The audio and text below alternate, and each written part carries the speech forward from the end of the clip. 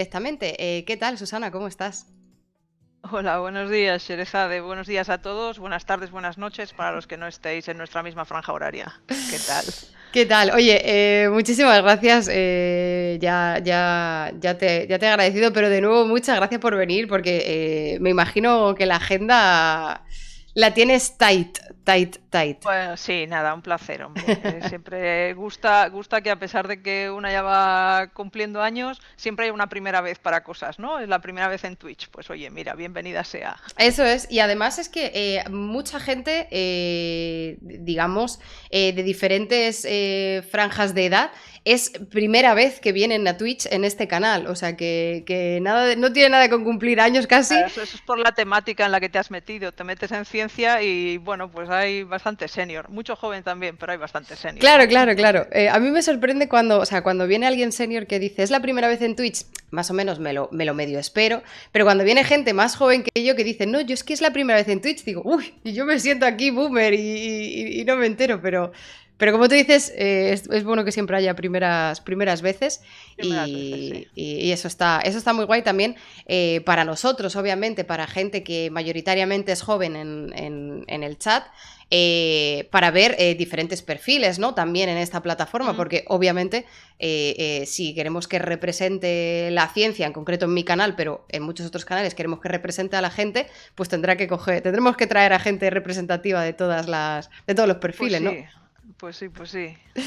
Así que nada, de nuevo, muchas gracias. Primera pregunta que yo creo que precisamente es lo Ya la he que, oído por lo que ahí, ha ya la he dicho oído. Marquios. ¿Qué son sistemas ¿Qué son los complejos sistemas complejos? y qué significa esto? ¿Qué son los sistemas complejos? Es una pregunta difícil, porque los sistemas complejos no son una disciplina cerrada, para empezar. Si a uno le Ujú. preguntan qué es la astrofísica o qué es la biología, pues más o menos sabe que la biología es muy diversa, pero hay un conjunto de cosas que sabes que entran y otras cosas como los minerales que uno diría no entran, ¿no? En sistemas complejos es un poco más difícil porque es una ciencia o un área, una disciplina que todavía está en expansión. De hecho, sus orígenes se remontan a muy antiguo. Yo, resumiendo, diría que bebe de dos áreas de la física, que son los sistemas no lineales, y como sistemas no lineales, pues igual la gente del público está familiarizado con el caos, ¿no? Con esa idea de la sensibilidad a las condiciones iniciales, que estaba siempre que cae dentro de la metáfora del aleteo de la mariposa, ¿no? De esa mariposa que aletea en un lado del mundo y en el otro lado se produce un tifón. Ese es el concepto sencillo de lo que significa el caos, de lo que significa una dinámica no previsible, una dinámica no lineal. Esta es una de las áreas que entran en los sistemas complejos y la otra área es la mecánica estadística. Esto es muy complejo, pero esencialmente se refiere a sistemas en los que hay muchísimos elementos que interaccionan y esa interacción produce un comportamiento conjunto. Por ejemplo, los pájaros. Cuando uno ve Ujú. bandadas de pájaros y tú ves a los estorninos cómo se mueven y forman esas nubes en el cielo, ¿no? Ujú. Donde no hay un control. Ellos simplemente ven a sus vecinos y se van orientando conjuntamente y nosotros vemos la formación de todas esas bandadas. Eso es una aplicación de la mecánica estadística, ahí podemos tomar cosas de mecánica estadística, pero a lo que llamaríamos sistemas complejos, porque eso es materia viva, ¿no? Es materia con agentes que toman sus decisiones, ¿no? Entonces, estas son las dos Vale. áreas grandes y dentro de estas dos áreas, que digo, se remonta muy antiguo las primeras exploraciones en cada una de ellas, esto se ha ido diversificando a lo largo del tiempo. Entonces, ahora tenemos física transdisciplinar en muchas áreas, y los sistemas complejos engloban tanto la biología teórica como la econofísica, como la formación de patrones en un amplio número de sistemas, como la formación también de comportamientos colectivos en sistemas sociales, etcétera. Todo esto se trata desde un punto de vista de la física, con modelización, con computación, y esa es el área amplia y desde luego no cerrada, que es lo que normalmente conocemos como sistemas complejos. Es que, bueno, muchos conceptos, muchas preguntas, tengo Claro. tengo muchas Sí. dudas. Porque claro, como como decías, que esto ya históricamente tiene un recorrido, ¿no? Diferentes estudios en diferentes aplicaciones. Claro, a mí me resulta mucho más fácil encontrar la facilidad del método de estudio con los sistemas computacionales que hay hoy en día, con un montón de modelajes. Sí. Ahora se me hace más sencillo entender cómo abordáis estas dinámicas complejas el ejemplo que has puesto de los pájaros es como muy, muy fácil de entender, ¿no? Pero claro, cuando no había... Y también entiendo que ahora es un boom, ¿no? En este análisis, por toda esta facilidad de nuevas tecnologías. Pero cuando no había estos sistemas computacionales tan complejos, ¿estabais limitados con la cantidad de datos que podíais analizar o había otras estrategias? No, totalmente. O sea, el boom de los sistemas complejos se produce en los 80, que es cuando empiezan a utilizarse masivamente los ordenadores para computar, para calcular, para obtener estos comportamientos que, digamos, el kit de la cuestión es que uno no puede predecir qué es lo que va a pasar a las escalas grandes. Por ejemplo, qué van a hacer los pájaros si yo lo único que sé es que un pájaro ve a sus vecinos y busca alimento. Eso no me permite decir que de ahí va a salir una propiedad que llamamos emergente, que es la formación de esos patrones en el cielo, ¿no? De las bandadas de pájaros. ¿Vale? Claro, porque no es una relación directa, o sea, claro, no puedes predecir, no puedes poner esa variable de cuando ocurre esto, ocurre lo otro, no existe. Eso, digamos que lo populariza, hace que sea una ciencia al alcance de muchos, porque antes de ese momento era una ciencia que solo estaba al alcance de matemáticos visionarios, es decir, de gente que conocía muy bien las matemáticas, pero que además sabía ver en las matemáticas qué podía estar sucediendo, ¿no? Ya tengo un ejemplo histórico que creo que es muy bonito, que es el de Henri Poincaré. Bueno, históricamente siempre habíamos estado fascinados con el movimiento de los cuerpos celestes, ¿no?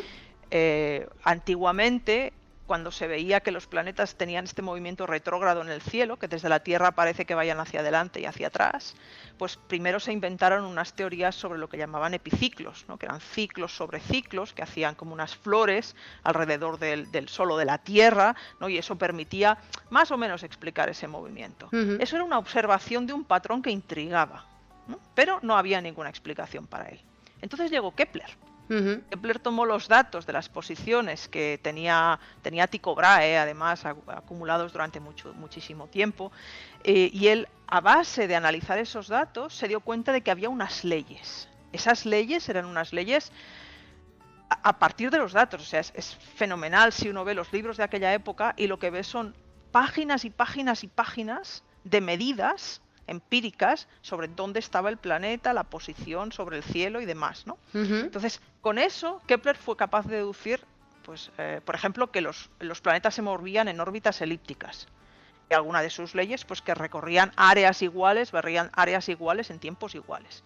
Eso es, vamos, espectacular para lo que se tenía entonces. Pero claro, Kepler no había explicado de dónde venía ese movimiento. Tuvo que llegar Newton.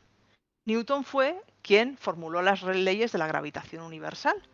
Y con esas leyes en la mano, uno pudo deducir matemáticamente que el movimiento tenía que ser una elipse.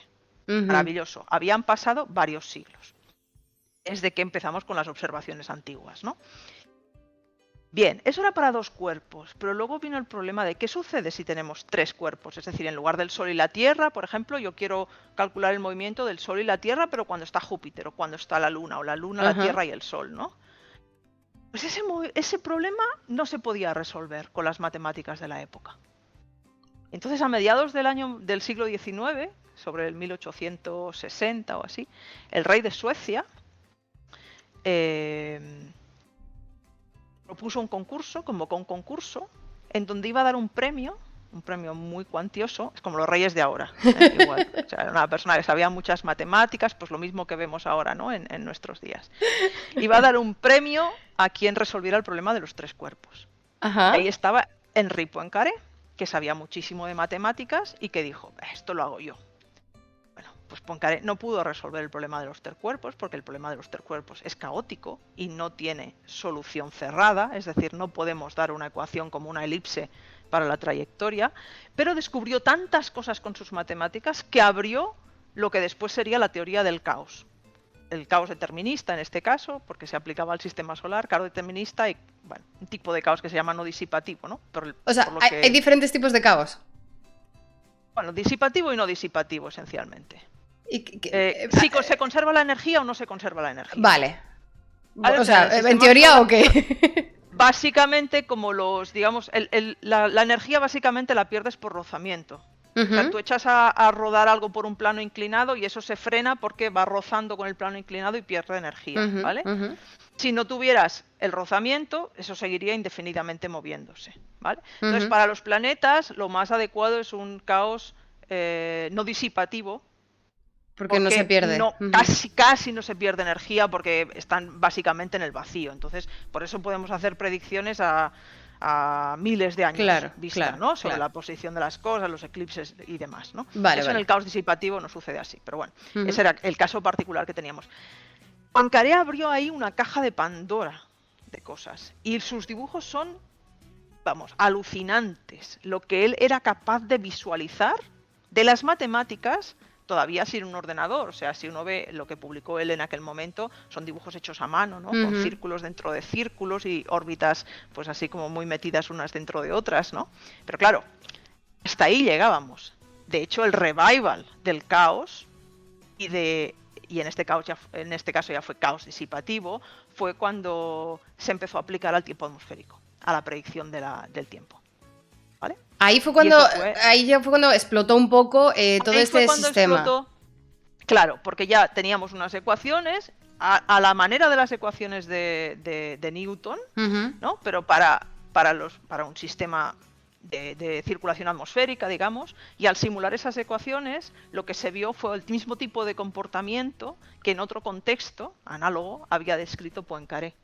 ¿no? Y ahí ya hubo un maridaje de la computación y las matemáticas. Y claro, y a partir de ahí abrimos todo un área que es el caos, digamos, numérico, computacional y la aplicación a muchos otros sistemas que hasta entonces pues era prácticamente imposible. Claro, inabordable, ¿no? Como inabordable, claro. Yo tengo varias preguntas, pero un comentario y una pregunta. Lu dice en el chat, Netflix está haciendo ya la peli de El problema de los tres cuerpos de Cixin Liu.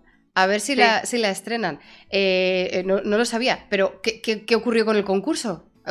¿Se declaró ganador? Bueno, le dieron el premio a Poincaré aunque no resolvió el problema, porque casi creó una nueva disciplina. Bueno, así entre nosotros, ahora que no nos escuchan, era muy amigo del rey. Entonces ya había ahí un poco...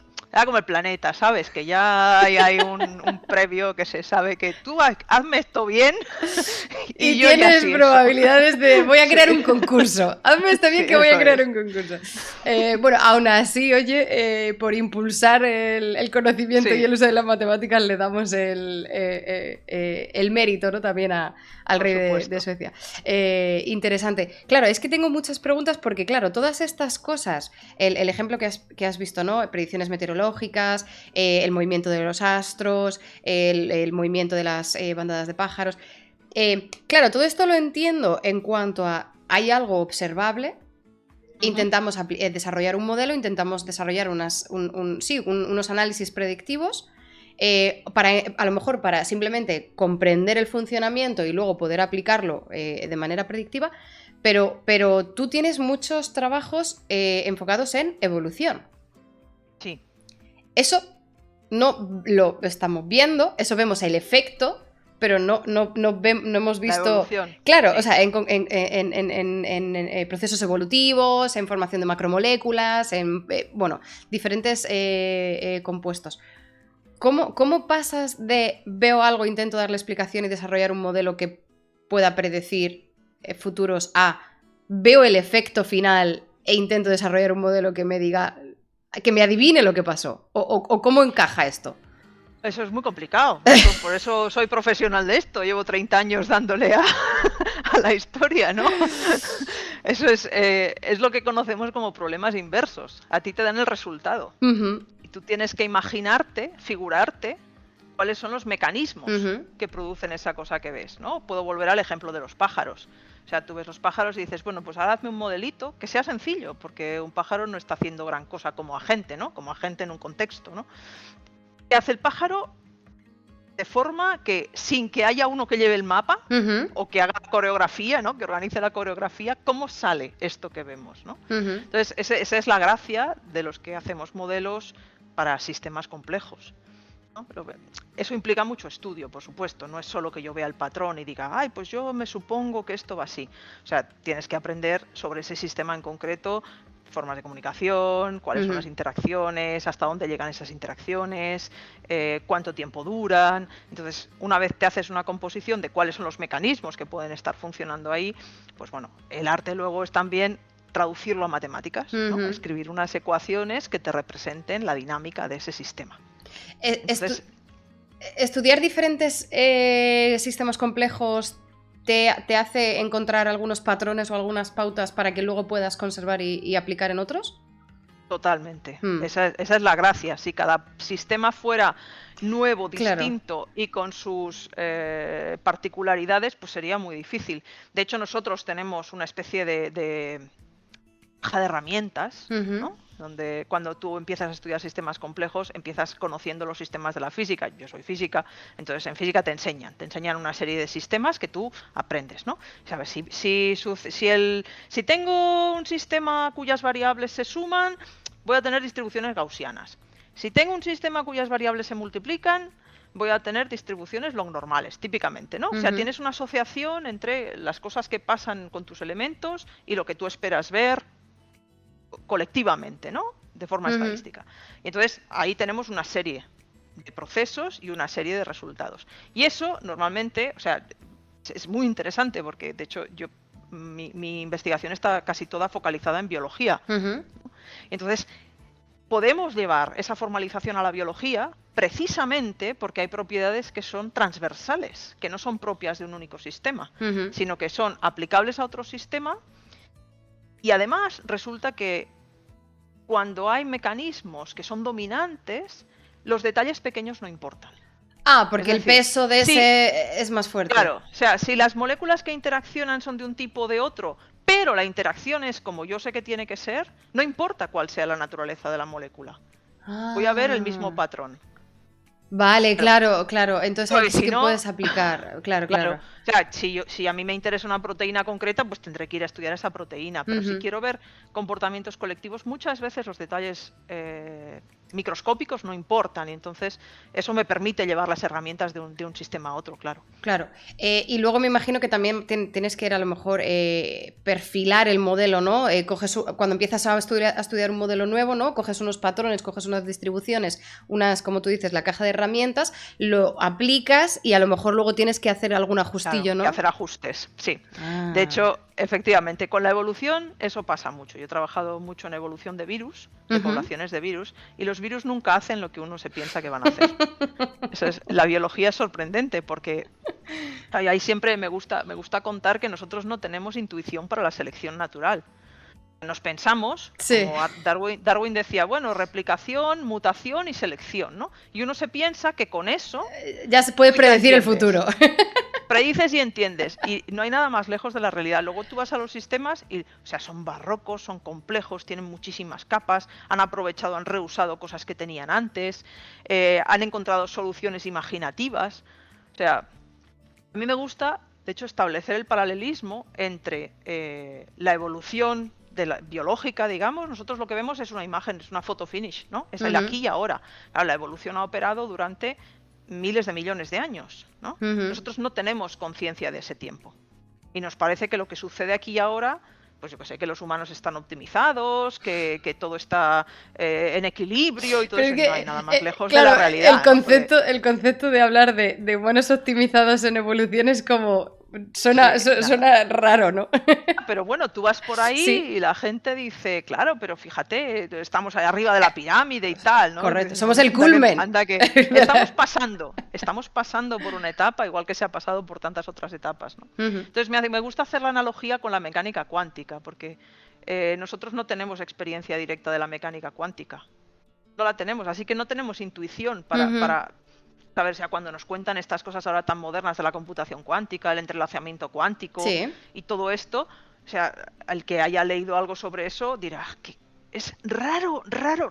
¿Por qué? Porque nuestra experiencia es de mecánica newtoniana. Todo es grande, no hay efecto túnel, las partículas no van de un lado a otro ni están deslocalizadas, ¿no? Entonces, digamos, nuestra no intuición con la mecánica cuántica, yo Ajá. creo que es la misma no intuición con la Con la evolución. evolución. Porque Una por nosotros, escala de tamaño y otra por escala de tiempo. correcto, Claro, claro, claro. Es que, eso es. pero entonces, claro, es muy complicado. Por eso, claro, por eso te preguntaba cómo haces un sistema complejo de una evolución cuando tienes la foto final sin saber cómo ha Sí. ocurrido. Y en el caso de los virus, que además lo hemos visto en la pandemia, todo el mundo, no solo quien trabaja en evolución o Sí. quien trabaja en biología, sino que lo hemos visto que estaban estas predicciones que además cuanto más científicamente de background tenía la persona a la que le preguntabas, menos respuestas te daba, ¿no? Porque era un Sí. poco la experiencia que tenemos de Ujú. cuanto más estudias los virus, menos sabes de los virus, menos puedes predecirlos y menos puedes decir... Menos te atreves. Claro, por eso, menos Menos te puedes decir atreves, claro. cuánto va a durar la pandemia. O sea, es que ya no solo es No. decir, háblame de este virus, es cuánto va a durar la pandemia. Entonces, Ujú. con este tema de evolución en virus, que lo hemos tenido con las variantes, que cada vez nos sorprende un nuevo mecanismo de una nueva variante, tú cuando analizas estos sistemas, cuando intentas desarrollar un modelo de sistemas complejos en evolución de virus, claro, yo me imagino que tú necesitas tener todo este input de estas variables, de estos factores de virólogos o de quien sea que se encargan de estudiar la evolución de los virus. Digamos, tú lo integras con estos modelos, pero claro, también tiene que haber input de inmunología con humanos, tiene que haber input de ecosistema, tiene que haber input de cualquier animal hospedador. O sea, ¿con cuánta gente de diferentes áreas necesitas colaborar para desarrollar un modelo complejo? Pues depende del modelo que queramos hacer. Lo que tú me estás diciendo es el modelo del todo, ¿no? Sí, un poco. Que vamos a simular la Tierra, vamos Claro. a ver dónde están todos los coronavirus y todas las familias virales que están infectando animales que están en contacto con humanos y vamos a intentar decir dónde va a salir la próxima pandemia. Eso es imposible. Claro. Eso es absolutamente imposible. Entonces nosotros trabajamos a distintos niveles ahí. O sea, hay colegas que están al nivel molecular, en donde están estudiando, por ejemplo, la proteína de la spike de SARS-CoV-2, están viendo cuáles son las zonas que interaccionan, por ejemplo, con los receptores humanos, cómo eso qué mutaciones pueden afectar a esa interacción, por ejemplo, para hacer que el virus sea más contagioso, que es lo que hemos visto que ha sucedido con Omicron, ¿no? Que la capacidad de contagio ha aumentado. Entonces, bueno, eso se puede estudiar a nivel molecular. Podemos estudiarlo a nivel poblacional.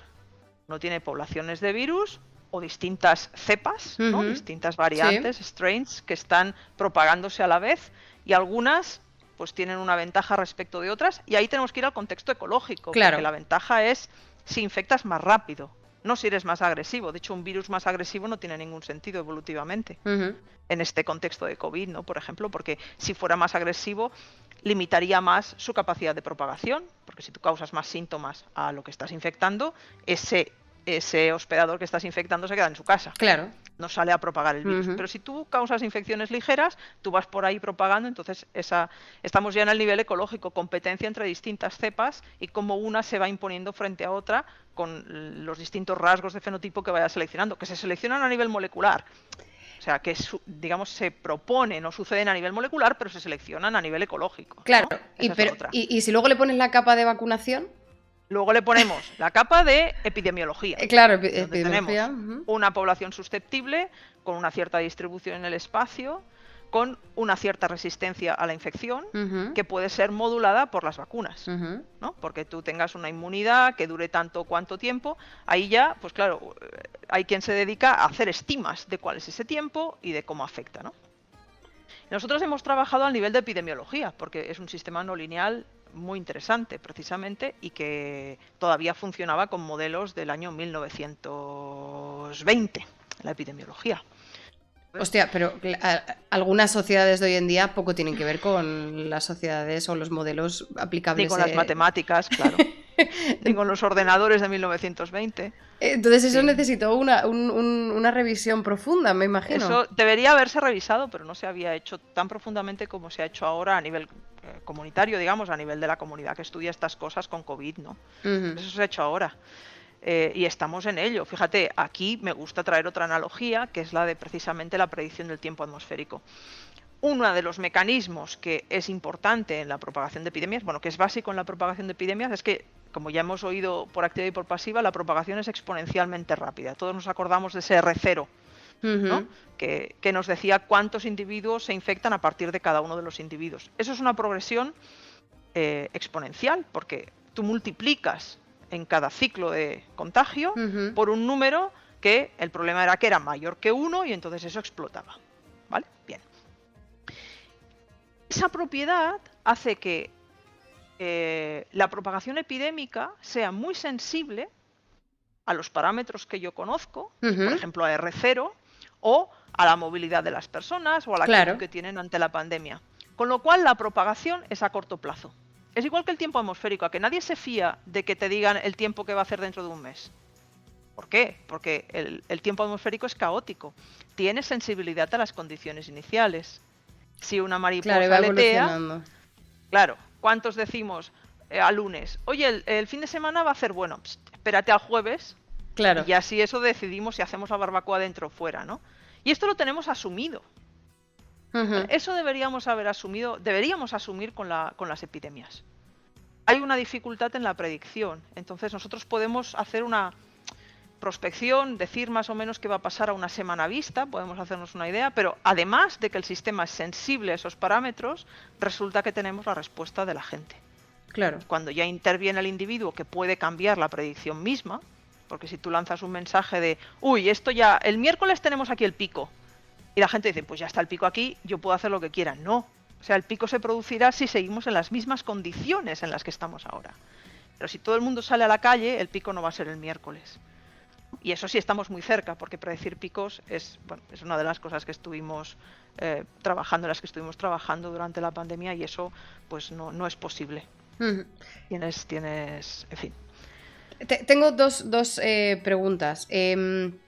Una es que esto, con relación a cómo responde la gente, porque lo hemos visto en las predicciones de cuando tengamos las vacunas y alcancemos la inmunidad de rebaño, el 70% de la población vacunada, luego no sé qué, todas estas cosas, implementar medidas de higiene, medidas de distancia, medidas de no sé qué, y esto lo hemos visto en muchos países, en el momento en el que se relajan las medidas, vuelven a subir, es como, pero no se había acabado el COVID, bueno, no se había acabado el COVID en esta situación, con estas condiciones, con estos usar mascarilla o no usar mascarilla, la gente va pensando y se van controlando los estos. No es que el COVID o no es que una misma variante sea más o menos peligrosa en verano o en invierno, que esto también llegaba por las redes, ¿no? También, sí. Que decía, no, es que parece ser que el COVID le gusta el invierno, y es como, no es que le guste el invierno, es que las dinámicas sociales también son diferentes y el mensaje que mandas a la sociedad también afecta en la tasa de contagios. Entonces, claro, estas predicciones a corto plazo son un poco las que sí que podemos fiarnos un poquito más y no predecir en agosto cómo va a ser el COVID en invierno. Imposible. No tiene Eso sentido. es imposible. Claro. Eso es imposible. O sea, los esfuerzos que se han hecho, por ejemplo, con la gripe, que es una enfermedad contagiosa de la que hay registros desde hace muchísimo tiempo, y sigue siendo imposible decir cuántos infectados va a haber el año siguiente, la siguiente campaña de... Hay algunas, o sea, el sistema es mejor porque todos tenemos ya colectivamente, pues se conoce la inmunidad media de la población y a principio de año lo que se ve es cuál es la nueva variante que empieza en otro sitio, ves que se va imponiendo, se generan las vacunas, o sea, ya hay un adelantarse. Aún así, la gripe sigue produciendo miles de muertes cada año. Claro, pero también... Con eso vivimos. Creo que con el caso de la gripe, como tú dices, ya llevamos más recorrido, llevamos más tiempo. Enseguida, esto también lo hemos visto con COVID. En los países donde hay sistemas de detección, de PCRs, de tal, hay un mejor control de los contagios, de los casos y de todo. Esto también pasa un poco con la gripe, ¿no? Estos países que llevan varios años viendo casos de gripe en unas fechas en concreto, que lo van analizando, que ponen una implementación de vacunas. Yo misma, la semana que viene tengo la fecha para la vacuna de la gripe, que ofrece mi propio hospital. Claro, ahí es un poco más sencillo saber en qué fechas aproximadas nos vamos a encontrar los casos de gripe, pero tampoco poder predecir el impacto que va a tener en la sociedad, porque de nuevo, depende de la sociedad misma también. También. Sí, con la gripe, digamos, como no cambiamos demasiado nuestros usos, o sea, nuestros hábitos cambian estacionalmente, ¿no? Relacionada con el frío que hace fuera, pero no cambiamos por la gripe. Claro. Entonces, bueno, tenemos un comportamiento regular y ahí pues el sistema pues lo conocemos mejor, tenemos muchos más datos y aún así, insisto, es imposible decir cuántos infectados vas a tener. Claro. Te puedes equivocar de mucho. Y esto lo hemos visto en los 2 años de pandemia fuerte de invierno, los casos de gripe sí que fueron menores, según tengo entendido, en muchos Claro, países. claro, que estábamos poniéndonos mascarillas. Claro, efectivamente. Y Si lo hiciéramos todos los años, pues... Es como, oh, sorpresa, no hay Claro. casos de gripe, de una enfermedad contagiosa Sí. por el aire. Claro, sí. Y luego tengo otra pregunta con estos modelos de predicción que has dicho que habías estado trabajando en estas predicciones de picos durante la pandemia. Bueno, una pregunta general que es, hubo campos de la investigación que tuvieron un boom durante la pandemia y otros que tuvieron un apagón durante la pandemia, dependiendo del enfoque que tenías. Me imagino que a lo mejor en tu caso hubo proyectos que sí que frenaron y hubo proyectos que salieron, como el tema del COVID. ¿Cómo afrontaste tú este tema, estos estudios de COVID, de estar viendo una situación de pánico global durante algunas semanas, donde tú puedes aportar tu pieza, ¿no?, en este puzzle en investigación que puede contribuir cuando había una necesidad, cuando había como mucha ansiedad por parte de la gente de respuestas, ¿no?, que le preguntaban sobre todo a los científicos? ¿Cómo lo enfocaste al inicio y cuál fue tu impresión final una vez que bajó este pico de ansiedad? Ya, al inicio casi no lo enfocas, te lleva. O sea, surge y es como una ola, es como un tsunami que te viene empujando, ¿no? Y entonces, claro, tú, como todos nos hemos sentido, o sea, estás rodeado de COVID de pronto, ¿no? O sea, te levantas por la mañana y miras las noticias, tienes que tomar tus medidas. Yo tenía a mis hijos en casa, haciendo el cole en casa, bueno, cuestiones de gestión también que llevar adelante por el centro en el que trabajo, y además nos encontrábamos día a día con unos datos que nosotros representábamos y discutíamos con unos cuantos colegas y que no entendíamos en función de los modelos que la gente estaba usando, ¿no? O sea, que no se ajustaban a lo que la gente estaba haciendo. Y ya la puntilla fue cuando empezamos a ver las predicciones en los medios, que a nosotros nos pareció que había cierta falta de responsabilidad. Sobre todo, incluso en personas con una formación avanzada en matemáticas, que simplemente pues hacían su simulación de sus ecuaciones diferenciales y a noviembre te decían, esto el 25 de marzo se acaba. Y nosotros nos llevábamos las manos a la cabeza, ¿no? Hostia, ¿Cómo se atreven? El 25 a las 13:05. Te prometo, o sea, gente que te daba el número exacto de muertos, 45.322 me sale. Y tú decías, por Dios, digo, ¿pero en base a qué? ¿En base a qué? Y entonces eso para nosotros fue un acicate tremendo, porque nos parecía que a la opinión pública había que decirle que teníamos que ser mucho más prudentes, que no podíamos simplemente dejar que las cosas rodaran y esperar que llegara el 25 de marzo, o el día que fuera, ¿no? O sea, lo he dicho como ejemplo. Sí. Porque de nosotros dependía y porque además nos dimos cuenta, nosotros hicimos unos modelos que añadían simplemente el hecho de que había gente confinada, no es que hicieran gran cosa, ¿eh? Y solo con eso ya veíamos que podíamos o efectivamente alcanzar un pico o seguir subiendo, pero a otro ritmo, indefinidamente. ¿Sabes? O sea, la existencia de lo que decíamos, se está doblegando la curva, eso no era una señal inequívoca de que hubiera un pico. Podía haber simplemente un cambio de régimen y seguir creciendo, ¿no? Y entonces, bueno, eso nos alarmó. La verdad es que también tuvimos entre comillas suerte, porque sacamos un trabajo que publicamos en una revista de bastante impacto y eso pues nos dio un altavoz, ¿no? Entonces contactamos con muchísimos periodistas nacionales e internacionales y les estuvimos diciendo, chicos, esto hay que decirlo, hay que decir que no se puede predecir. Claro. Y que eso lo que hace es que uno deba estar siempre en el lado más prudente cuando hace las cosas, simplemente, ¿no? No es que yo tenga una fórmula para nada, sino es que no puedo lanzar mensajes que bajen el nivel de prudencia, el nivel de alerta. Claro, pero y por eso que llevamos hablando todo el rato, ¿no? Que el mensaje que tú mandas a la sociedad, las dinámicas que tengan los individuos, afectan directamente a toda esta dinámica de virus, de inmunidad, de contagios y tal.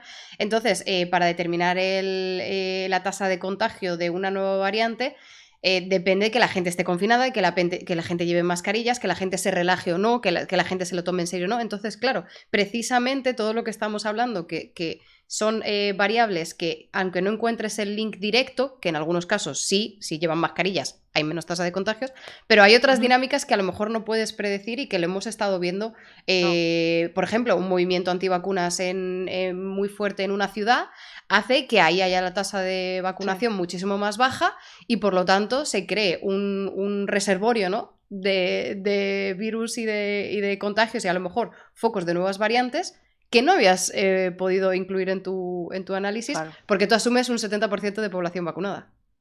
Claro, pero ¿cómo está distribuida ese 70% también?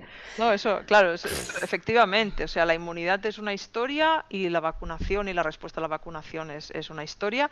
Y luego está, pues, comportamientos impredecibles. Mira, te voy a contar una anécdota, que no es tan anécdota porque, claro, tengo unos colegas que hicieron un modelo de vuelta a la universidad en Illinois, en Estados Unidos. Y ellos hicieron un modelo muy detallado de lo mejor que se podía hacer y lo que hicieron fue implementar qué medidas podía haber para controlar la expansión en caso de contagio. Entonces decidieron pues que había que hacer pues un test de antígenos una vez a la semana, que había que no sé, si había un brote, pues hasta dónde había que controlar, qué personas había que confinar, cómo había que medir y tal. Y eso lo llevaron a la universidad, ¿no? Y entonces, bueno, pues eso en principio tenía que funcionar y habría funcionado de no ser porque los estudiantes infectados decidieron que ellos podían ir a fiestas. Ah, claro, porque adaptaron las medidas.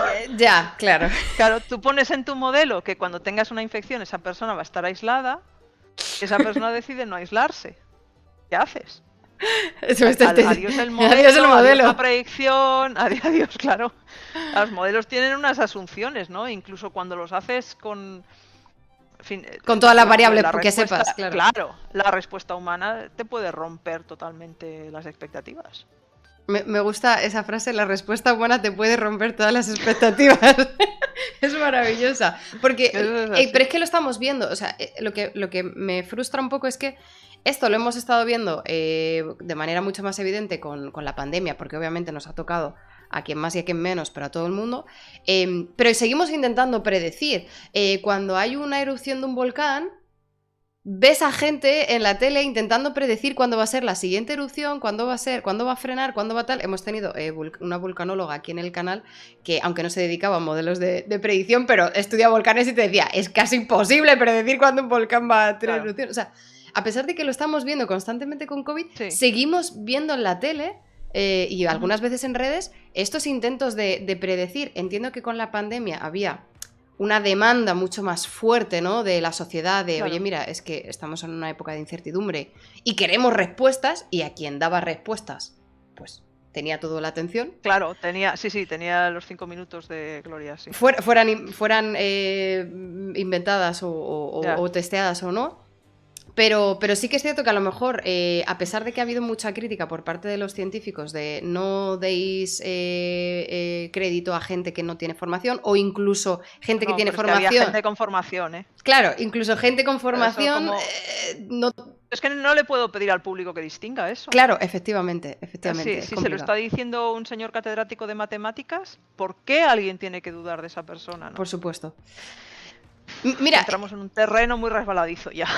Esto me trae una pregunta que no te he hecho, pero que se la hago a todas las personas que pasan por aquí. Yo les hago la misma pregunta, que es una pregunta un poco de abogada del diablo, pero que precisamente es un aspecto que has señalado. Nos estás hablando de sistemas complejos, de variables, de modelos matemáticos, también de temas de virus, de evolución, de sociología de pandemias. O sea, ¿por qué tenemos que creerte a ti y no al catedrático de matemáticas? Cuando nosotros, imagínate que hay gente que está haciendo zapping en Twitch y llega a este canal. Y entonces acaba de escucharte decir, oye, pero es que el catedrático de matemáticas que te dice la pandemia acaba el 25 de marzo, no podemos creer porque esos modelos no están actualizados. Claro. ¿Cómo sabemos nosotros que tú sí tenemos que creernos lo que nos dice? Sí. Yo os diría que no me creáis a mí tampoco. O sea, a mí lo que me gustaría sería que la gente tuviera un espíritu, o sea, tuviera suficientes herramientas como para decidir por sí misma. ¿Sabes? Porque, bueno, yo puedo equivocarme también. Perfectamente me puedo equivocar. Entonces, ese es un tema, o sea, que a mí me preocupa muchísimo porque viene de la educación en el espíritu crítico. ¿no? De que las personas sean capaces de leer una noticia y de tener suficientes recursos como para juzgar qué es lo que puede ser más o menos fiable. Encontrar en qué otras fuentes pueden contrastar esa información. ¿Sabes? Y luego los científicos somos los primeros que nos equivocamos. Los que no se equivocan son, bueno, pues los que van a base de dogma, ¿no? Pero nosotros sí, porque la ciencia es un sistema que se revisa continuamente y afortunadamente, ¿no? En esta línea, por ejemplo, pues mira, hemos sacado un libro este año, que yo no he venido a hablar de mi libro, pero No, ya adelante. que me has preguntado por esto, que se llama Ciencia o Pseudociencia, herramientas para orientarse en un mar de información, es el subtítulo. Ha publicado Plataforma y la idea precisamente es darle al público esas herramientas. Porque yo no creo que simplemente porque lo estoy diciendo yo me creas. Yo no me puedo poner por encima de otros colegas que en otros ámbitos pueden saber más que yo, saben más que yo, seguro, ¿no? Entonces, digamos que tenemos que ejercer la prudencia por una parte y el espíritu crítico por la otra. Y eso debería ser una caja de herramientas que fuera de cada cual, que cada cual tuviera esa capacidad de decidir, ¿no?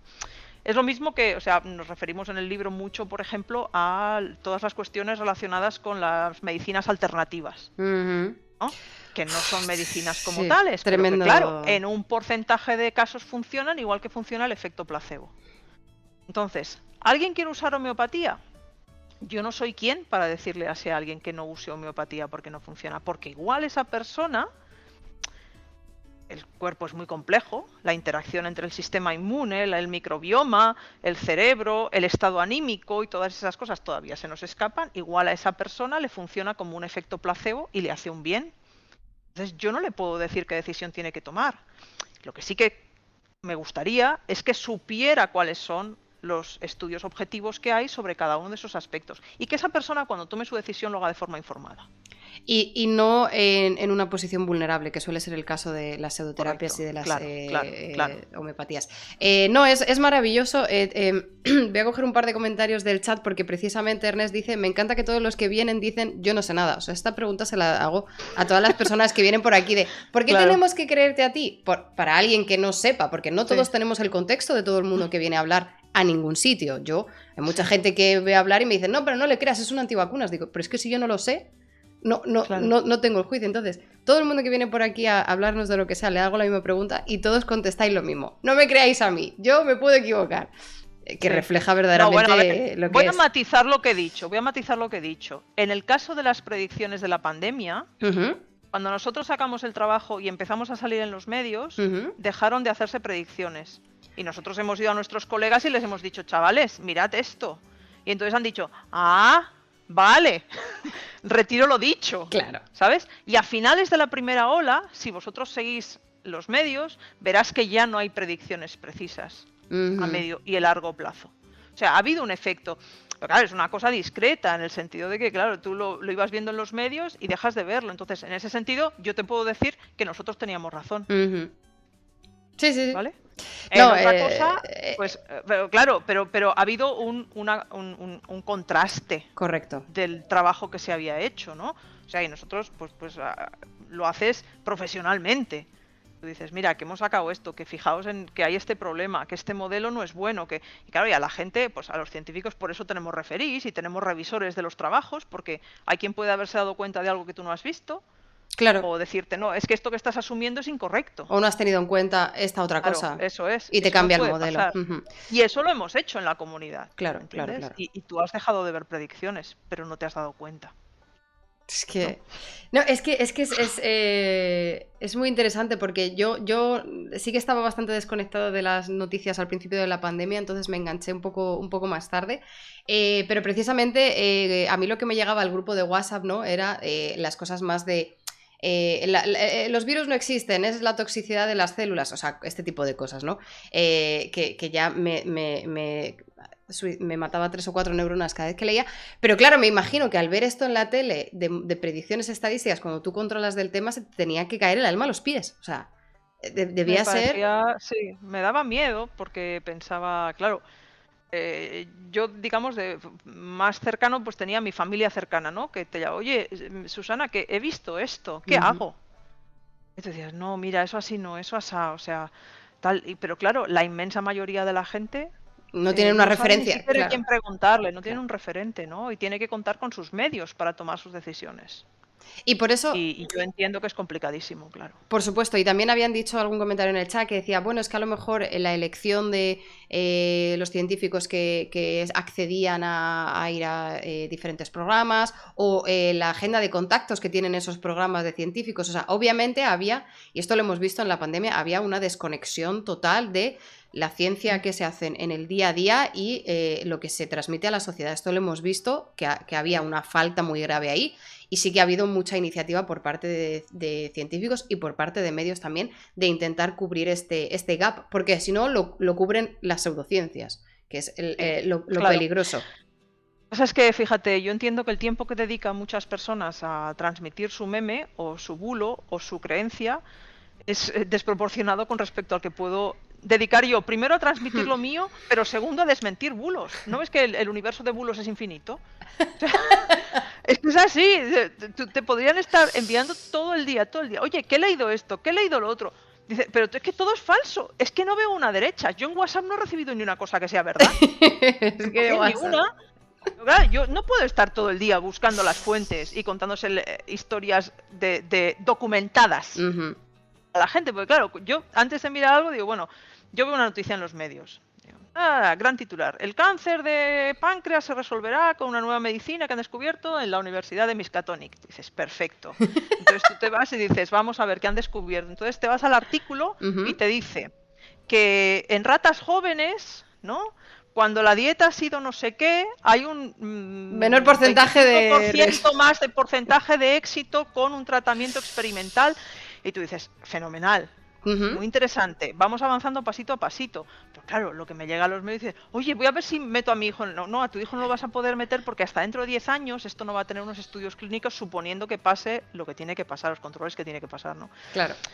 Entonces, claro, yo entiendo que eso no lo puede hacer todo el mundo, ni todo el mundo tiene la capacidad, ni las ganas, porque a mí ya se me acaba, ¿sabes? Y a lo mejor deberíamos preguntarnos si verdaderamente es necesario, porque es lo que tú dices, el tiempo que tú dedicas a desmentir un bulo es desproporcionado con el tiempo dedicado a crearlo. Entonces, ya simplemente con esos números no das abasto. Nosotros sí, claro, con el tema de la pandemia sí que había...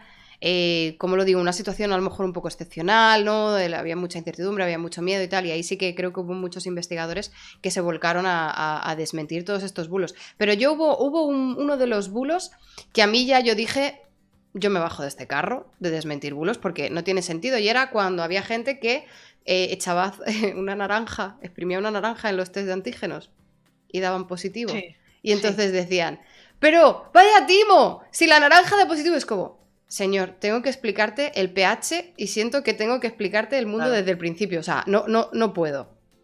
Creo que hay un momento en el que tienes que decir, mira, ok, eso es un bulo que durará lo que dure, pero no puedo dedicar yo X tiempo a desmentir esto, porque no tendría sentido.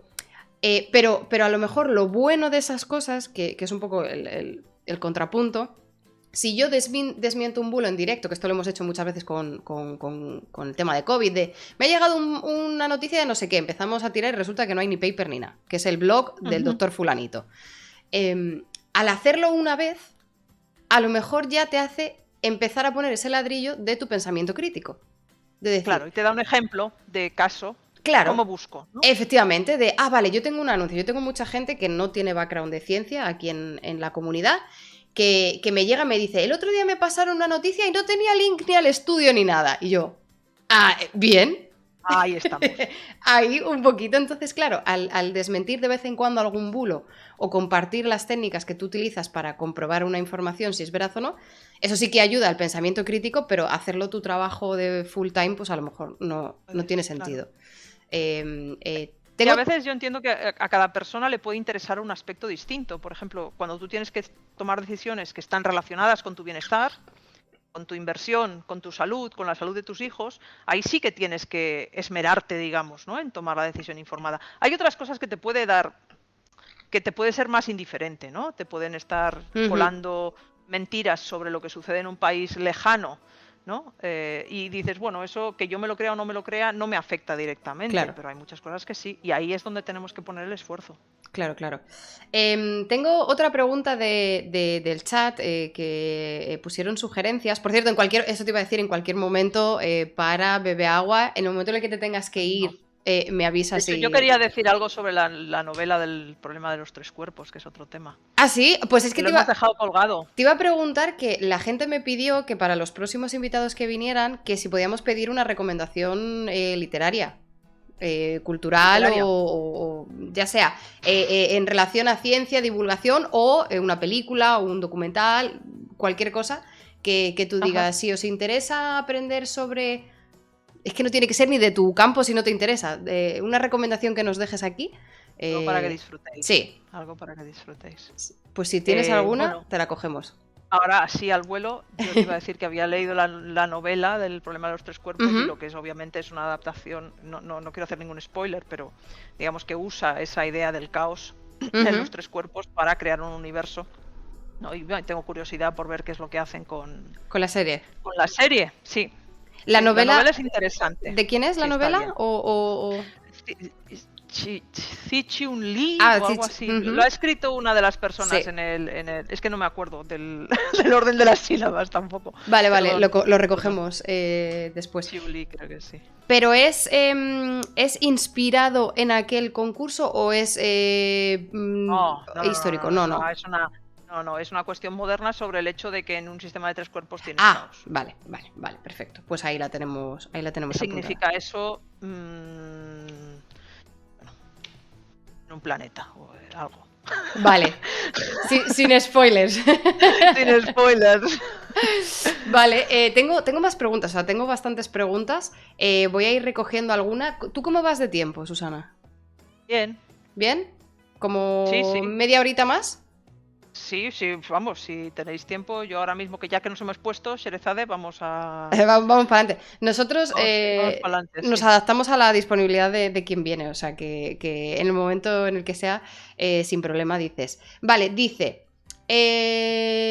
tarán. Mi pregunta iría en torno a la aplicación sociológica de esos estudios, una pregunta de Marc. Es decir, ¿se puede saber científicamente cómo ganar unas elecciones, por ejemplo?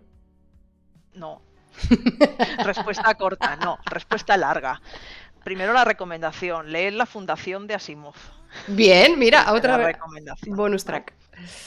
El libro, la serie no pude con ella, pero La Fundación desde luego es un primer intento de intentar hacer mecánica estadística aplicada a la sociedad, ¿no? Y ver si uno puede predecir respuestas colectivas. Pues mira, no. Y el ejemplo de fallo más obvio que tenemos es la economía. O sea, la economía es un sistema complejo en el que hay una serie de reglas, ¿no? En el mercado, que son más o menos conocidas, ¿no? Y luego tú tienes una respuesta de los agentes o un uso de los agentes de esas reglas. Vale, ahora decidme si alguna vez se ha predicho un crack bursátil. O si es posible predecir las subidas y bajadas de los precios. O del Bitcoin. Si el Banco Central Europeo, del Bitcoin, eso ya son más modernos, pero o si el Banco Central Europeo que ahora está diciendo, hemos bajado el precio del dinero, hemos subido el precio del dinero para frenar el consumo, pero vemos que no funciona. A ver, es el Banco Central Europeo en una situación en la que ya hemos estado.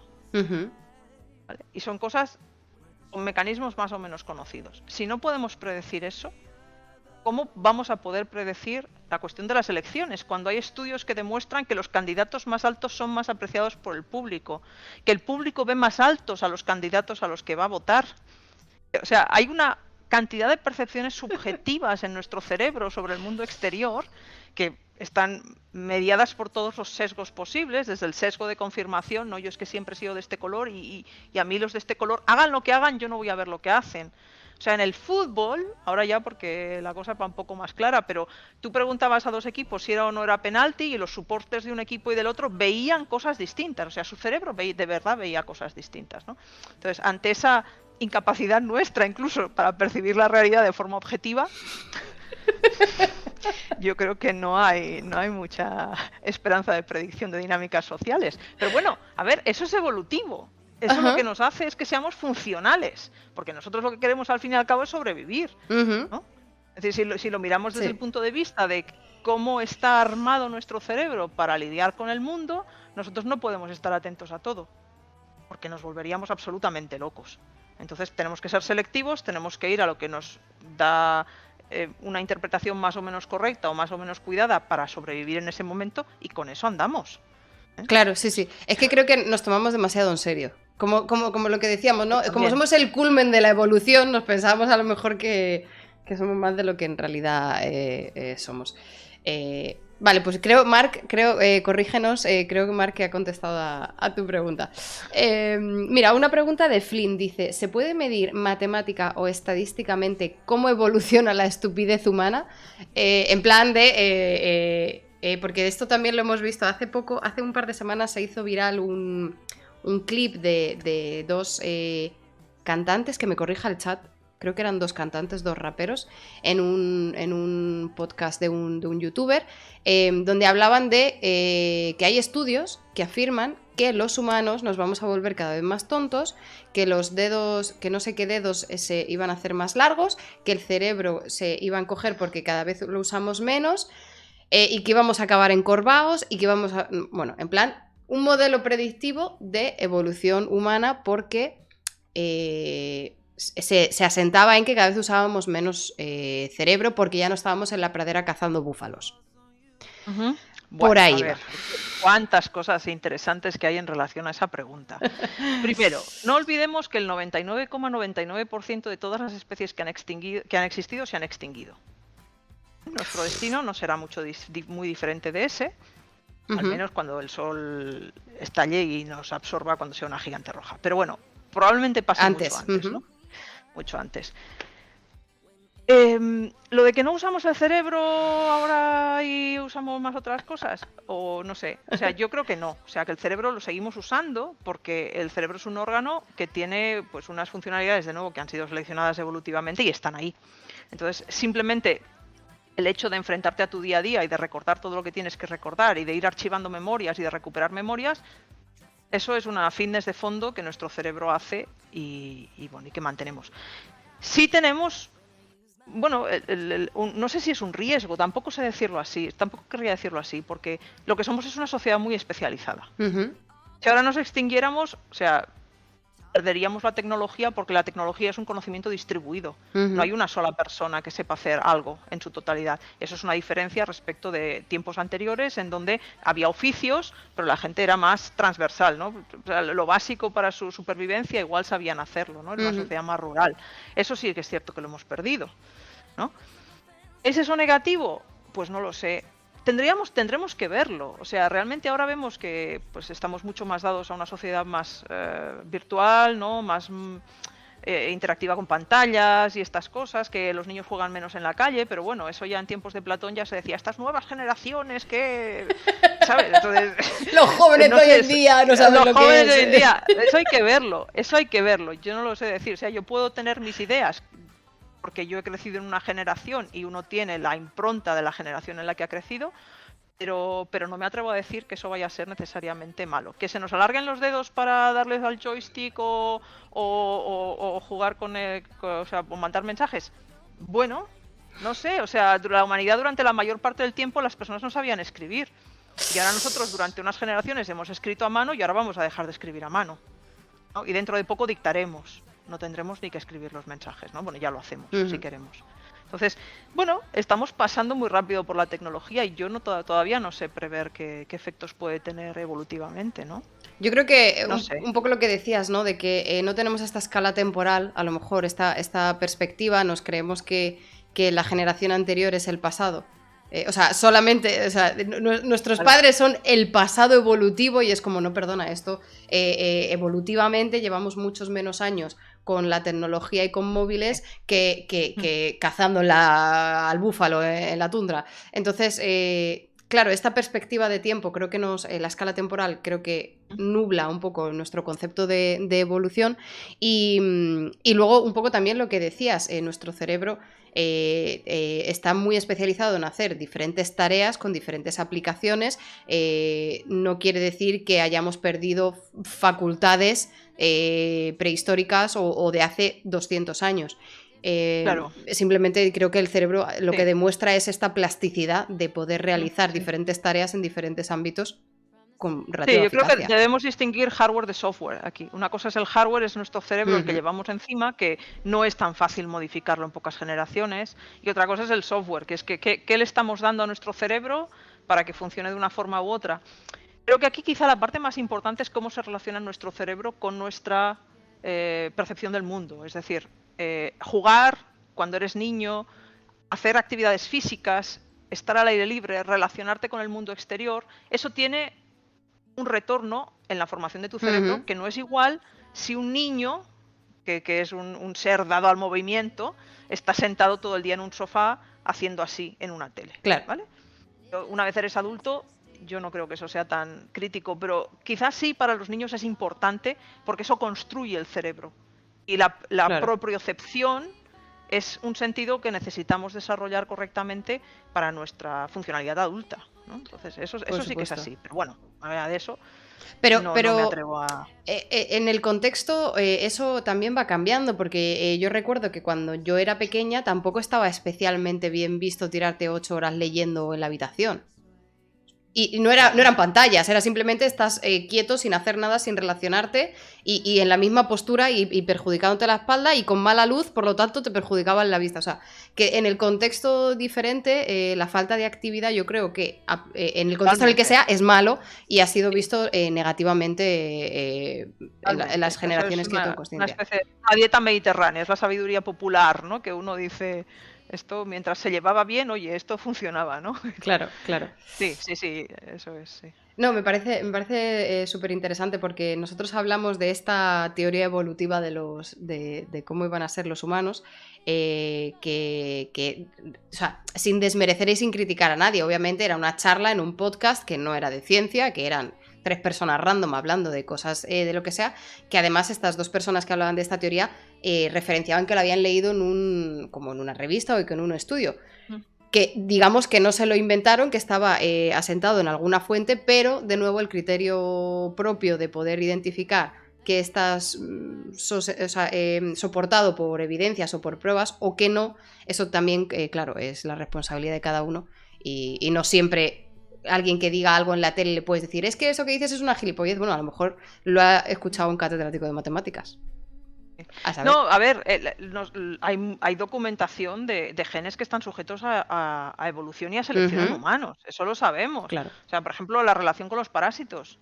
Eso todavía, los genes del sistema inmune todavía están sujetos a selección y se puede medir esa tasa de... O sea, hay mecanismos, técnicas, digamos, de análisis de evolución molecular que te permiten decir esto está sujeto a selección, porque se está separando de un patrón de no selección, ¿no? Digamos. No sé, hay personalidades, tipos de personalidad, no olvidemos que la selección sexual es muy importante, ¿sabes? Y la selección sexual en el fondo en nosotros tiene una componente cultural muy fuerte. ¿Vale? ¿En qué o sea, sentido? En los animales, me explico. En los animales sabemos que la selección sexual viene mediada por ornamentos que a veces no son demasiado funcionales, la cola del pavo real, Sí. ¿no? Pero son un display de fuerza y de salud. Entonces, sí. Bueno, pues un macho de pavo real con una cola más brillante y que sea capaz de saltar mejor, dar sus saltitos mejor, pues tiene más opción de aparearse que uno que no lo tenga. Aunque tiene que llevar una carga, que es la cola del pavo real, ¿no? Le sería mejor invertir probablemente en otras cosas para su propia supervivencia, pero como especie, pues la selección sexual lo ha hecho como es. En humanos la selección sexual funciona. O sea, hay tipos que tienen tipologías de personas que tienen más éxito que otras. ¿No? Y que culturalmente pues están mejor vistas que otras. O sea, cuando uno se iba a ciertas culturas de cazadores-recolectores, pues las mujeres de grandes caderas eran preferidas porque había una correlación con su capacidad de crianza. ¿No? Y eso era un atractivo sexual. Ahora, pues igual estamos embebidos de modelos que son de otro tipo. ¿No? Y no solo físicos, sino también intelectuales. O sea, es curioso, por ejemplo, que las personas esquizofrénicas tienen más hijos que las que no son esquizofrénicas, en media. ¿En serio? ¿Dirías, eso no? Sí, pues porque son personas más extrovertidas, son más atractivas en cuanto a su... O sea, a pesar de que luego igual la cosa no es de larga duración, pero oye, tienen su éxito, ¿sabes? ¡Hostia, eso no lo conocía yo! Sí, y hay cosas de estas que dices, bueno, yo qué sé, ahora por ejemplo, Yo no sé si hay ninguna medida estadística de eso, ¿no? Pero yo creo que hay un interés por personas con capacidades artísticas o con capacidades creativas, ¿no? Más que personas intelectuales o... Entonces, si eso lo sesgas, o sea, desde luego me puedo imaginar fácilmente que distintas culturas, distintos momentos históricos, tú tienes preferencia por distintas tipologías de carácter y físicas, ¿no? Eso te marca las personas que tienen más éxito reproductivo y las que menos. Claro, pero ¿Ves? precisamente... Y eso se selecciona. Pero eso va o sea, eso va condicionado por un contexto que además ahora social y cultural es súper fuerte, ¿no? El estatus social ahora es algo como muy evidente porque te condiciona, según en el país en el que estés, te condiciona a nivel económico, nivel de... Muchas veces el nivel económico ya te condiciona al resto, educación, salud, bueno, absolutamente todo en lo que estamos. Entonces, claro, en un momento puntual ser un erudito, ser una investigadora es súper mega top, en otro momento cultural... No es nada cool. Estamos en el Yo momento... no estoy en redes, claro, pero tú no tienes Twitter. ¿Dónde vas, alma cándida?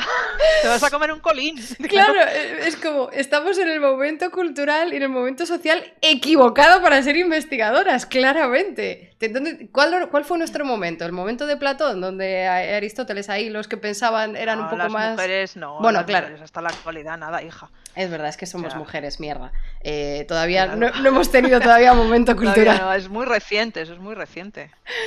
Claro, pero bueno, ok, vamos a darle a los hombres, que al fin y al cabo la sociedad machista es la que es.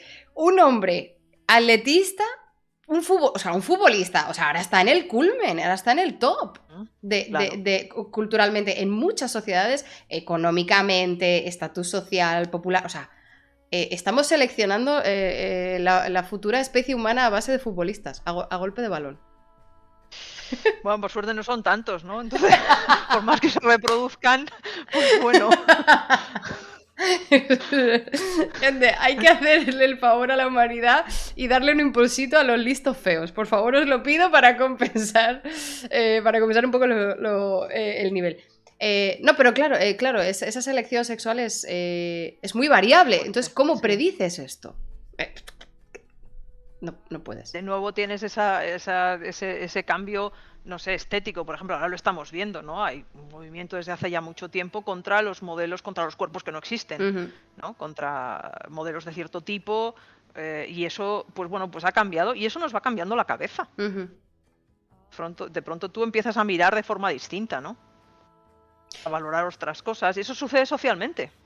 Eso es un proceso colectivo que luego retorna al individuo.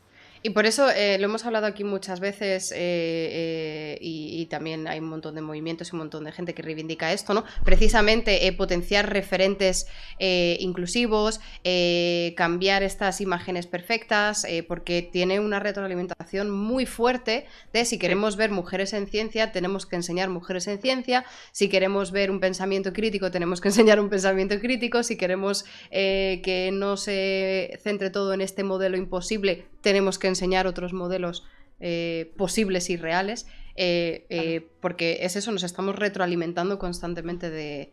Eso ya por la salud mental de los que viven. Yeah. Es decir, porque que uno no tiene que hacerse de menos por un estereotipo, ¿no? Y lo difícil que es. Sí, desde luego. Tengo otra pregunta de Lu, que dice, bueno, no sé si Lu puede extender un poquito esa pregunta, dice, ¿crees que se resolverá algún otro problema del milenio además del de Poincaré? O sea, me imagino que se refiere al problema de los tres astros. ¿Crees que tenemos algún problema que digamos, ¡fua!, lo hemos dado? No lo sé, y no sé si se refiere exactamente a una lista que hay de problemas del milenio. Ah, puede ser. Sí, hay una lista. Sí, dice, de los 7 problemas del milenio, estos que se propusieron, sí. Pues no sé, tendría que googlearlo porque no me acuerdo cuáles son esos problemas. ¿Te lo puedo buscar? A ver. Me resulta difícil porque seguro que hay áreas implicadas, por ejemplo, de matemática dura y ahí no controlo.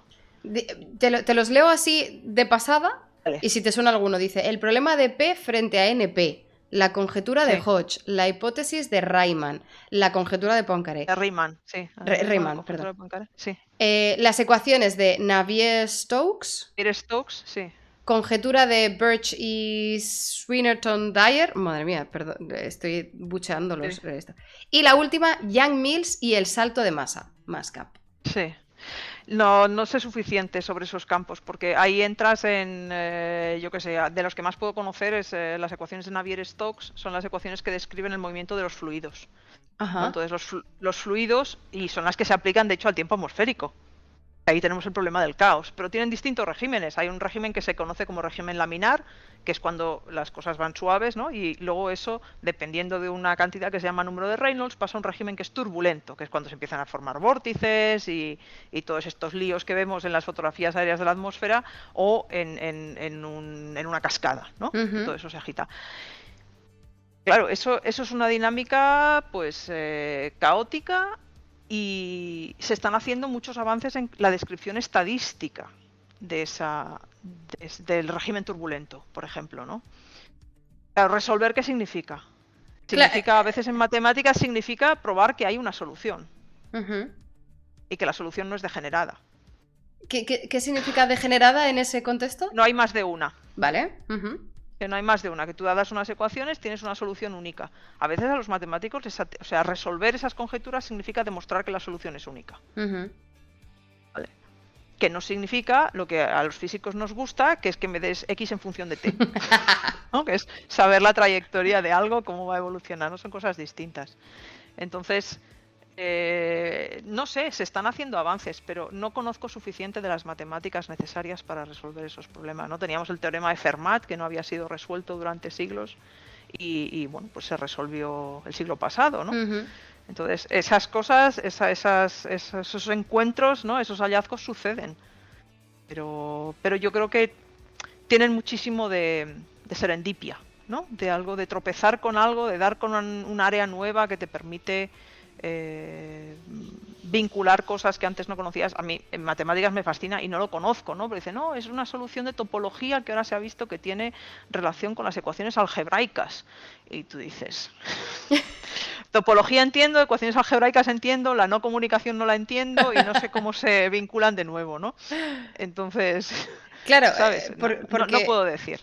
A lo mejor uno de los, obviamente ya hemos hablado del impacto de avances tecnológicos y modelos de ordenador que permiten gestionar tal cantidad de datos, ¿no? Que muchas veces para estos sistemas es útil, pero la interdisciplinaridad también es un factor que yo creo que ahora se está dando un poco más de importancia. Bueno, ahora, en las últimas décadas, sí que se está dando un poco más de importancia de comunicarse entre los diferentes departamentos. O sea, yo trabajo en dermatología en el Hospital Charité y ya nos resulta complicado juntar en un mismo meeting la parte de laboratorio, la parte de clínica, la parte de estudios, la parte de epidemiología. O sea, sí. dentro del mismo hospital, de la misma ciudad, del mismo departamento, ya a veces es complicado traer diferentes puntos de vista. Pero yo creo que eso facilita todas estas cosas, ¿no? Ver a lo mejor un modelo en un sitio y decir, ¡ja! Y se lo aplico ahí. Sí. Lo que pasa es que eso, a ver, yo en ese sentido es interesante, efectivamente, que haya áreas transdisciplinares y contacto con otras disciplinas, pero yo tengo siempre presente que los hallazgos suceden en la cabeza de una única persona, siempre. O sea, esos vínculos no son vínculos distribuidos. O sea, que yo haga búsquedas, si en mi cabeza no están esas dos cosas claras para vincularlas, no avanzo. Claro. No avanzo. Claro, entonces, tengo que aprender suficiente de lo que sabe el otro como para hacer esa conexión, ¿no? Y estos problemas que están abiertos, pues necesitan de cabezas muy privilegiadas, porque ya muchísima gente se ha dedicado a eso y no ha sido capaz de establecer los vínculos, ¿no? Entonces, sí, claro que puede haber hallazgos, ideas felices y demás, ¿no? Pero obviamente, claro, tener un caldo de cultivo multidisciplinar aumenta las probabilidades de este tipo de conexiones, por supuesto. Pero un poco también volviendo a lo que has dicho, que somos una sociedad o que somos una especie muy especializada, ¿no? En los últimos años o en las últimas décadas, yo no sé cómo funciona mi microondas, yo sé cómo calentar comida, ¿no? Entonces vamos perdiendo partes de esta cadena de conocimiento. a un precio, y el precio es profundizar un poquito más en otro área que está sin descubrir. Entonces, obviamente tenemos una ventaja y una desventaja. Estamos pagando la especialización tan fuerte en una proteína, ¿no? En una molécula de una proteína de un organismo que vive en no sé qué punto, y no entiendo cómo funcionan la mayoría de las cosas que utilizo día a día. Pero ¿nos da nuestra cabeza en realidad para entrar al tan detalle de todos los ámbitos? O sea, ¿llegará un momento en el que nuestra propia especialización nos haga de tope?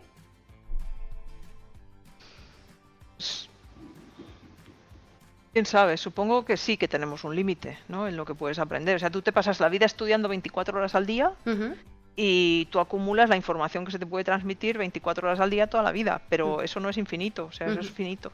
Eso es finito, el almacenamiento es finito y sobre todo el tiempo de procesamiento de esa información es finito, ¿no? Claro. Así que claro que tenemos límites. Entonces, si el límite va más allá, es decir, si por ejemplo resolver las ecuaciones de Navier-Stokes requiere 1 millón de cerebros en paralelo, pues lo tenemos mal. Claro. A no ser que inventemos algo nuevo. Yo ya, vamos, no, sabes, que saltos raros hemos visto en nuestra tecnología, ¿no? No, Pistas sí, que nos está dando ahora la inteligencia artificial. Eso estaba patrones pensando. Que no podemos nosotros ver y que lo que te dan son pistas. O sea, no te solucionan los problemas, pero igual te dicen, es que no has mirado esto. Y dices, ostras, pues que tenía que darle la vuelta y enfocarlo desde aquí, ¿no? ¿Quién sabe? Es que precisamente estaba pensando también en la IA porque el AlphaFold, que es esta IA de predicción de proteínas que ha tenido tantísimo éxito en estos últimos par de años, esto lo decía mucha gente que se dedica a drug discovery o desarrollo de tratamientos, esto lo decía mucha gente. Vamos a ver, es que yo tengo la limitación del dinero y del tiempo y de las manos de probar 800 compuestos en una línea celular, entonces una herramienta que me limite esos 800 a los 20 mejores candidatos, obviamente me supone una mejora increíble de algo que no podía hacer a algo que ahora sí puedo hacer. Pero obviamente siempre tienes el input de esto tiene que estar chequeado por una persona que tenga los conocimientos, esto tiene que ser comprobado funcionalmente in vitro, etcétera, etcétera. Pero ya estoy en una situación en la que antes no podía hacer nada y ahora sí. Simplemente con esta IA de AlphaFold. Entonces, a lo mejor lo que tú dices, ¿no? Algún salto, alguna conexión que nos permita dar este pasito, estar en otro nivel para avanzar un poquito más. Quizás con las IAs está. No diré que no. Aquí hay gente crítica, yo me meto en este grupo bastante crítica o bastante cínica con respecto a las IAs. Porque parece que... Sí, yo acabo de mostrar mi comentario más positivo. Esto es lo más positivo que te vamos a oír. Vale. De la IA, sí. Sí, pero vamos. ¿Qué opinas de todas estas IAs que están ahora súper populares de imágenes, de creación de imágenes? Bueno, eso está estupendo jugar, sí. ¿No? Quiero decir, para mí eso entra en la parte del divertimento, ¿no? De la parte artística, en la parte creativa. Me parece fenomenal, yo también he jugado con eso. Es que te echas un buen rato, sinceramente. Claro que sí, no, me parece estupendo. Para mí la pregunta sobre las IAs es ¿qué cosas van a hacer por nosotros? Realmente. ¿No? Van a hacer desarrollos por nosotros que no somos, o sea, cuando hablamos de Big Data, por ejemplo, ¿no? Y dices, no, pero tú entrenas una IA y te reconoce unos patrones. Entonces yo digo, bien, ¿qué he entendido? ¿Qué he comprendido? ¿Y cómo puedo controlar yo cómo puedo incorporarlo a un conocimiento básico, ¿no? Esa es mi pregunta. Rubbish in, rubbish out, decimos a veces, ¿no? En física dices, tú le das algo y te sale algo ¿Y con eso qué haces? ¿Soy capaz de dar explicación a lo que está sucediendo? ¿O simplemente a un clasificador muy bueno? O, ¿sabes? O sea, yo creo que para mí, y vuelvo a la parte positiva, el uso más interesante es como ayuda en cosas que yo no veo.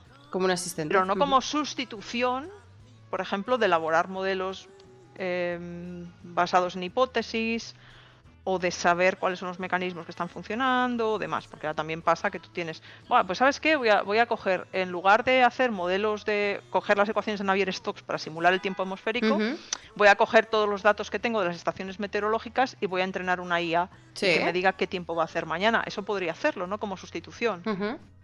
Para mí se pierde completamente el control sobre lo que puede pasar, porque yo ahí ya no sé qué sucede cómo incorporas un tifón, cómo incorporas un cambio, una tendencia, no sé. O sea, que igual es interesante puntualmente, pero para mí elimina la capa de comprensión, que es la que a mí más me gusta de la ciencia. Y esto lo hemos visto con las IAs de imágenes. Hay una imagen que se ha hecho muy viral que es salmones en el río o salmones salvajes en el río. Y son 4 imágenes preciosas del Midjourney o de cualquiera de estos IAs, cualquiera de estas IAs, y un río precioso, la imagen de Alaska típica, que te imaginas al oso ahí cazando salmones, y los salmones en realidad son filetes de salmón del Mercadona congelados. Porque la IA no entiende salmón. O sea, tú le pones, te pone el filete de salmón. Entonces es como, claro, o sea, efectivamente es una ayuda maravillosa y para jugar y con las limitaciones que tenga, pero no comprende, la IA todavía, bajo mi punto de vista, no comprende los datos que le estás metiendo, no interpreta adecuadamente, es rápida haciendo cálculos, es rápida haciendo conexiones, pero no entiende el concepto, que no es lo mismo salmón en inglés, o sea, un filete de salmón y un salmón de pescado, aunque tengan la misma palabra, no es lo mismo. Entonces es el point que le falta. Del tema de IAs, estuvimos hablando aquí en streaming hace tiempo. Nosotros tenemos un proyecto que estamos desarrollando una IA para diagnóstico de enfermedades analizando tejidos, biopsias de piel con tinción de inmunohistochemistry, no sé cómo se dice, tinción inmunológica. Tejidos inmunológicos. Sí, no sé cómo se dice en castellano. Entonces, claro, nosotros estamos entrenando con 800 slides una IA para que detecte los patrones. Este entrenamiento lo están haciendo los altos cargos, digamos, de mi laboratorio, que se han pasado 30 años viendo mastocitos en piel. En el momento en el que esta IA está entrenada con este marcador, con este receptor, en este tipo de tejido, entiendo el uso, ¿no? Entiendo la aplicación. Dices, esto me va a ahorrar tiempo porque me va a analizar X muestras en 2 minutos cuando yo hubiera tardado 3 horas. Ahí lo entiendo. Pero mi pregunta es, ¿quién va a entrenar el siguiente marcador que aparezca? Lo tengo que entrenar yo, entiendo. Si yo no tengo esas horas de conteo de mastocitos, yo tampoco estoy entrenada contando mastocitos. ¿Cómo entreno la siguiente IA? Cómo selecciono las imágenes de las que tiene que aprender, ¿no? Claro.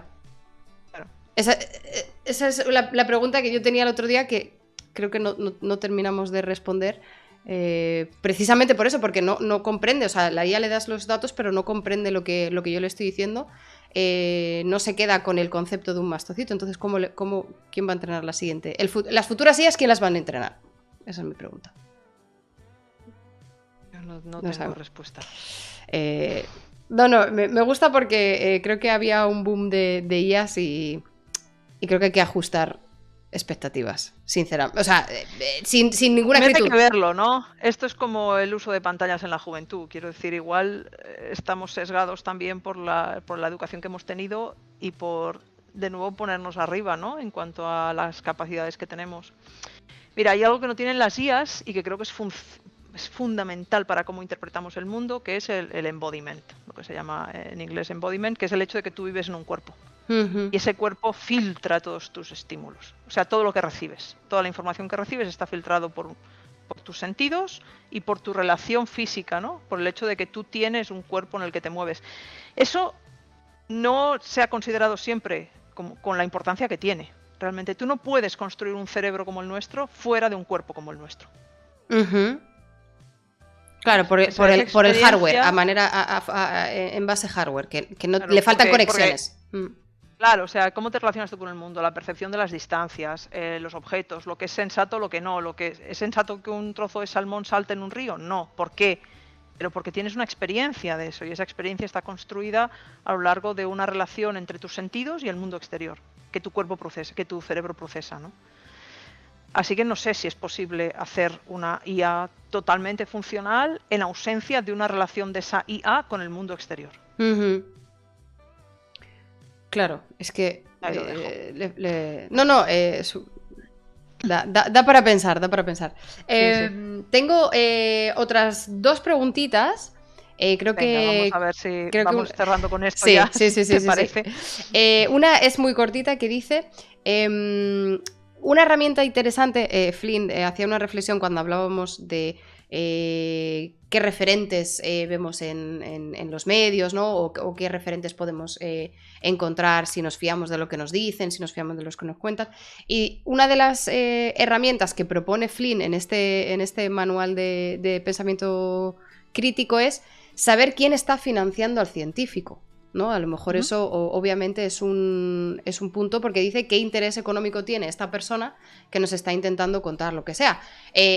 Claro, tú ahora nos estás contando todas estas cosas. ¿Tú vendes IAs? No, ¿no? No.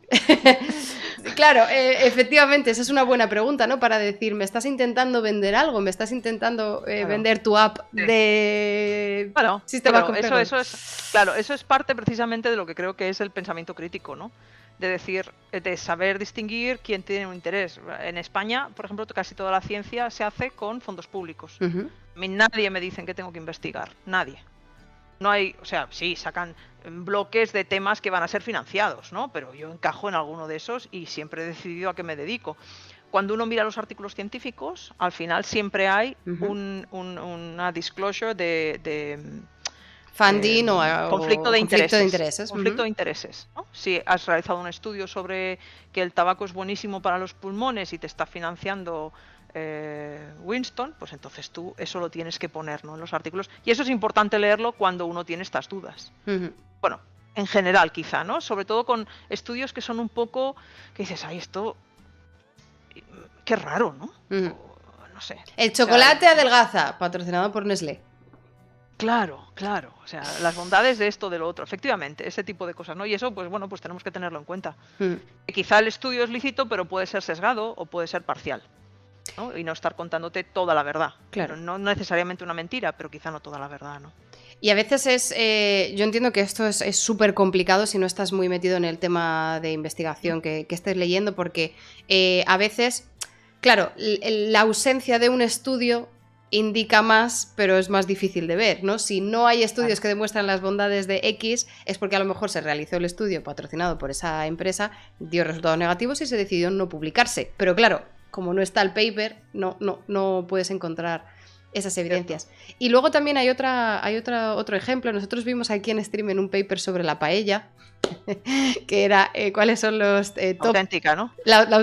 ¿Cuáles eran los top 10 ingredientes que hacen una true paella valenciana? Esto lo ponía en el paper. Y habían hecho pues como unos cuestionarios a gente de diferentes pueblos que tenían que ser... no recuerdo si eran solo mujeres. Creo que había un sesgo por ahí de obviamente, generacional machista de sesgo, pero a partir de cierta edad, que hubieran vivido un mínimo de X años en esa región, o sea, estaba como muy así.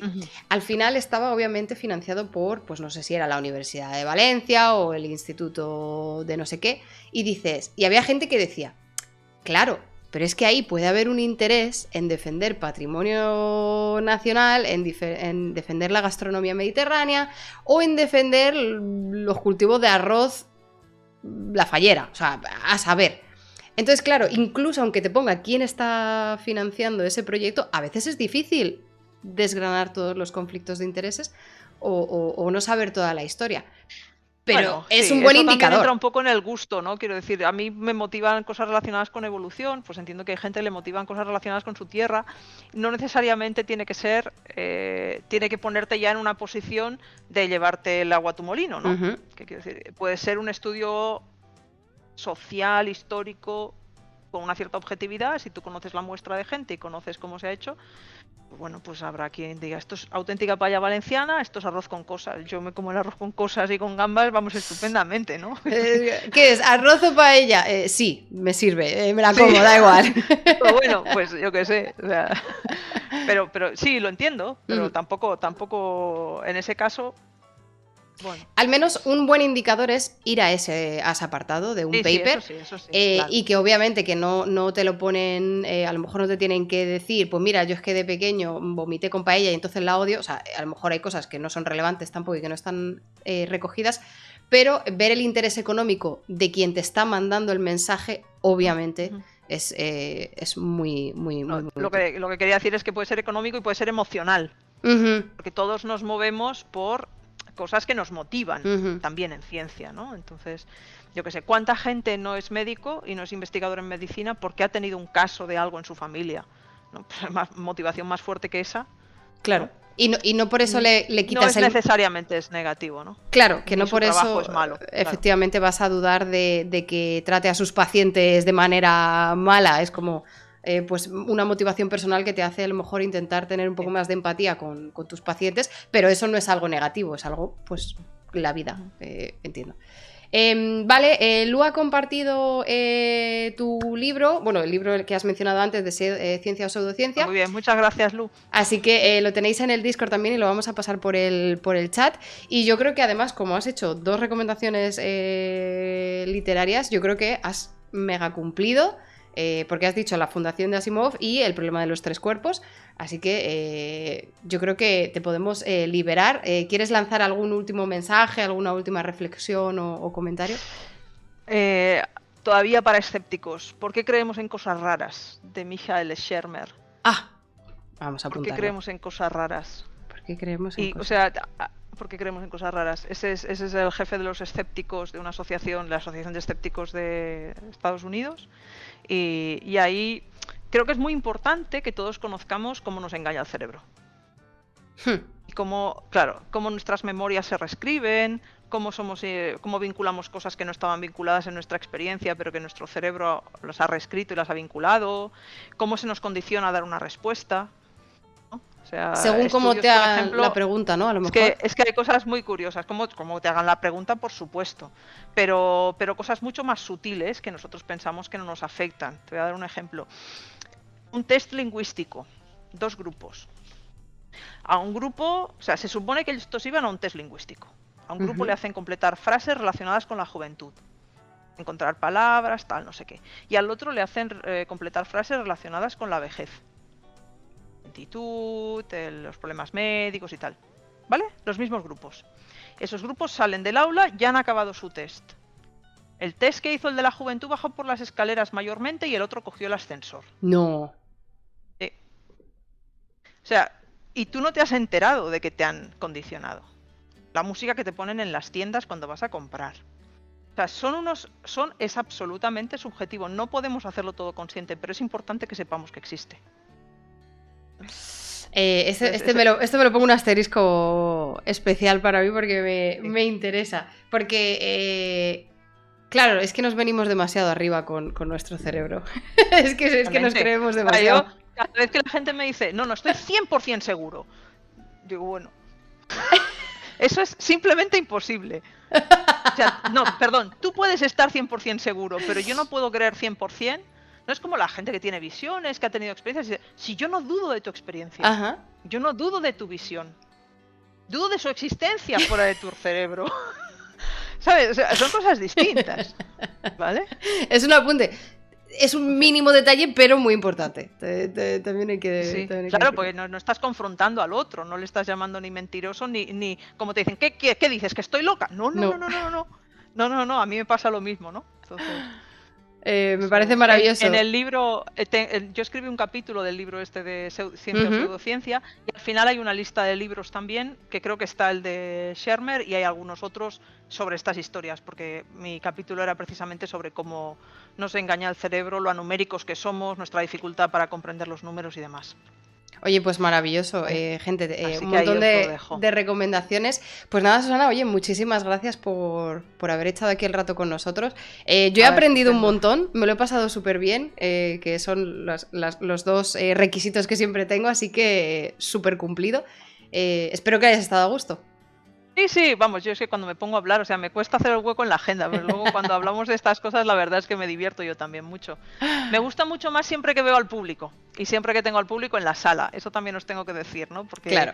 esto queda no es tan cálido y la verdad es que sí que me encanta con gente delante contar cosas. Pero bueno, espero que los que hayan estado en entre la audiencia, pues Lo han hayan disfrutado. disfrutado también. Yo he estado leyendo el chat a ratillos, estaba viendo feedback y creo que la gente está súper encantada. Te están diciendo, habla muy bien, voy a ver el resubido porque llegué a medias. O sea, ha sido un placer, están Muchas encantados.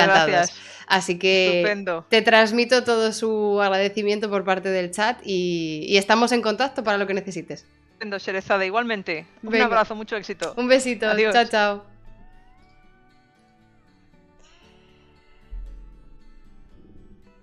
Es que ha estado